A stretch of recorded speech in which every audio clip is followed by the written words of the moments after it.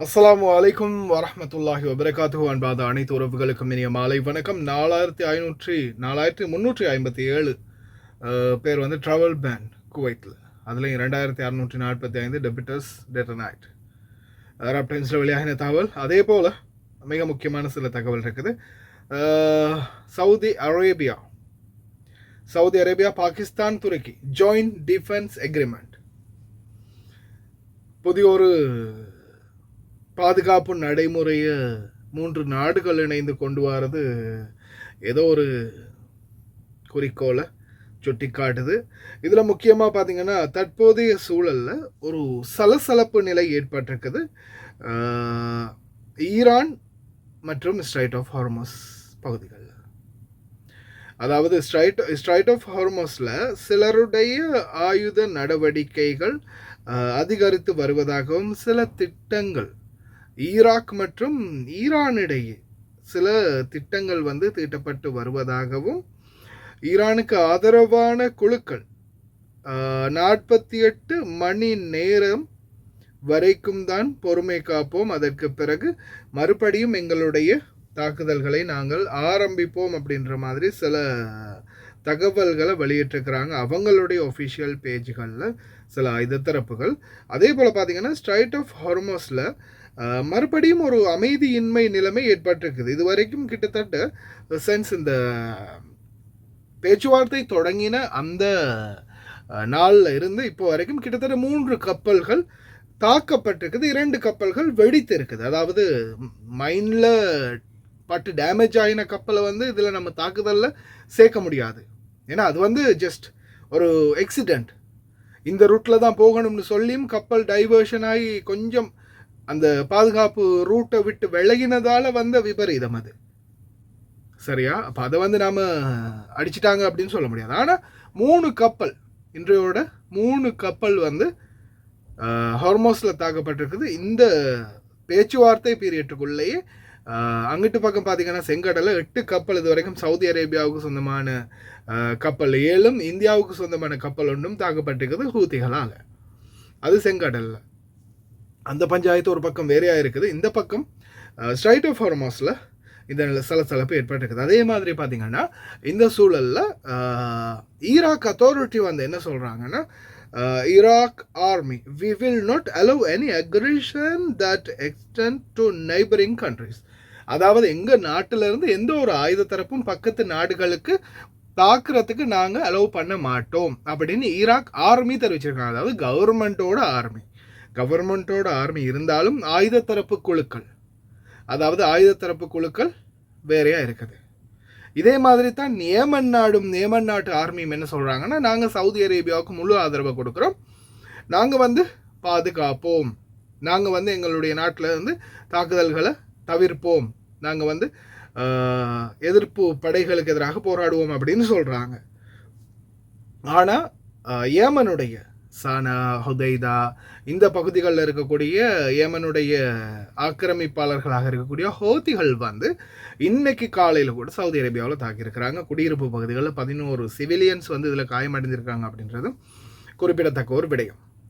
இந்த சந்தர்ப்பத்தில் ஒரு பக்கம் ஸ்ட்ரைட் ஆஃப் ஹார்மஸுக்கான ஈரான் அமெரிக்க பேச்சுவார்த்தை நடந்து கொண்டு இருக்குது. இன்னொரு பக்கம் பார்த்திங்கன்னா சவுதி அரேபியா வந்து 3 நாடுகள், பாகிஸ்தான், சவுதி அரேபியா, அடுத்தது துருக்கி, இந்த 3 நாடுகளுடைய தலைவர்கள் ஒன்றிணைந்து இதில் வந்து பார்த்திங்கன்னா கையெழுத்திட்டிருக்கிறாங்க கூட்டு ஜாயிண்ட் மிலிட்ரி ஆப்ரேஷன். அதாவது இதில் வந்து பார்த்திங்கன்னா டிஃபென்ஸ் எக்ரிமெண்ட் வந்து போட்டிருக்கிறாங்க, பாதுகாப்பு ஒப்பந்தம் 3 நாடுகளுக்கு இடையே. That's any armed attack on any state is considered an attack on the 3 states.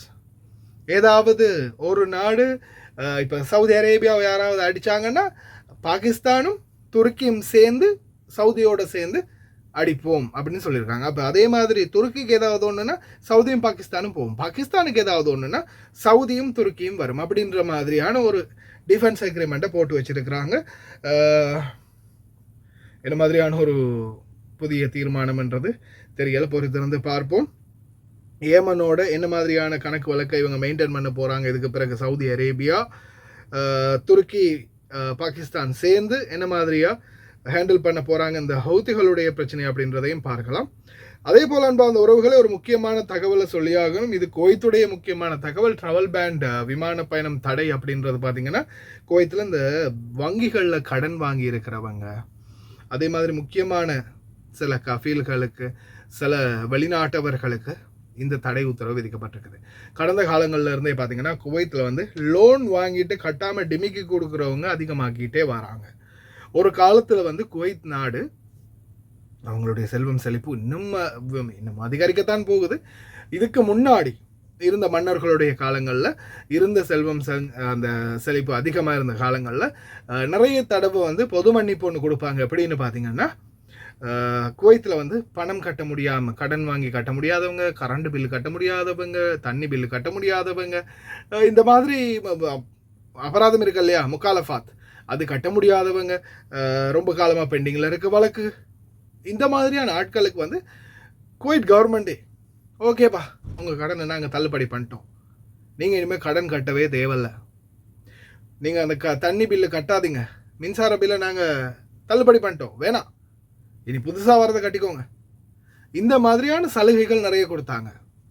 இதை சிலர் வந்து சாதகமாக பயன்படுத்தி வங்கிகளில் கடனை வாங்கிட்டு கட்டுறதில்ல, தண்ணி பில்லு கட்டுறதில்ல, எலக்ட்ரிசிட்டி பில்லு கட்டுறதில்ல, இந்த மாதிரி மறுபடியும் பழைய குருடி கதவு திருடின மாதிரி ஆட்டையை போட ஆரம்பித்தாங்க. ஆனால் இப்போ இருக்கக்கூடிய கவர்மெண்ட்டாக இருக்கட்டும், இப்போ இருக்கக்கூடிய ஆட்சியாளர்களாக இருக்கட்டும், இப்போ இருக்கக்கூடிய அமைச்சர்களாக இருக்கட்டும், தண்ணி பில்லு கட்டலையா வெட்ரா தண்ணி, கரண்ட் பில்லு கட்டலையா கட்டுறா தண்ணி கரண்ட் அப்படின்ற மாதிரி ஒரு புதிய ரூல்ஸ். கரண்ட் கட்டு, தண்ணி கட்டு, பேங்க்ல காசு வாங்கி காசு கட்டலையா போடுறா தூக்கி உள்ள அப்படின்ற மாதிரி புதிய ரூல்ஸ்.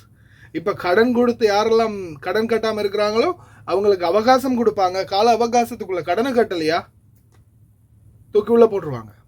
அவர் ஜெயிலில் இருந்தாருன்னா அவர் முடிஞ்சு வரும் வரைக்கும் அக்காமா புதுப்பிக்க முடியாது, அக்காமா அடிக்க முடியாது, தராசிரில் மாற்ற முடியாது. தொழிலாளர்களும் பாதிப்பு தான். அவங்க இப்படி யாராவது உங்கள் பாபாமார், யாராவது மாமாமார் உங்களுடைய ஸ்பான்சரை போலீஸால் பிடிக்கிறாங்க, கடன் பிரச்சனை அது இப்படி ஏதாவது போலீஸால் பிடிச்சி உள்ளே போட்டாங்க, அவருக்கு வந்து ஜெயில் தண்டனை நீடிக்க போகுது அப்படின்ற பட்சத்தில் அக்காமா முடிகிறதுக்கு ஒரு நாள் இருக்கும்போதே கெட் அவுட் அப்படின்னு தான் சொல்லணும். இன்னும் காலமெல்லாம் இருக்க போகிறீங்கன்னா அது உங்கள் இஷ்டம். ஆனால் அவசரத்துக்கு உங்களால் போக முடியாது, அக்காமா புதுப்பிக்க முடியாது, பாபாவுடைய கேஸ் முடிஞ்சு வெளியே வரும் வரைக்கும். அதை ஞாபகத்தில் வச்சுக்கோங்க. அப்படி நீங்கள் நினைக்கிறீங்களா இருந்தால், அவசரத்துக்கு நம்மளால் போக முடியாது இப்போயே கிளம்பிடுவோம்னு நினைக்கிறீங்களா இருந்தால், அக்காமா முடிகிறதுக்கு ஒரு நாள் இருக்கும்போதே டிக்கெட் போட்டு கிளம்பிடுங்க. அவர் வந்து அப்புறமா வேணால் புதிய வீசா தந்த பிறகு எடுக்கலாம். இல்லை நீங்கள் அது போன பிறகு அக்காமா கேன்சல் ஆகின பிறகு புதிய வீசாவில் திருப்பி கோயிட்டுக்குள்ளே வரலாம் அந்த ஃபேமிலிக்குள்ளேயே, வேறு யாராவது மாமா வேறு யாராவது வீசா தந்து. ஆனால் அக்காமா முடிகிறதுக்கு முன்னாடி கிளம்பிடுங்க. ஏன்னா அவங்களால எந்த ஒரு அத்தாரிட்டியும் பண்ண முடியாது அப்படின்றதையும் ஞாபகத்தில் வச்சுக்கோங்க.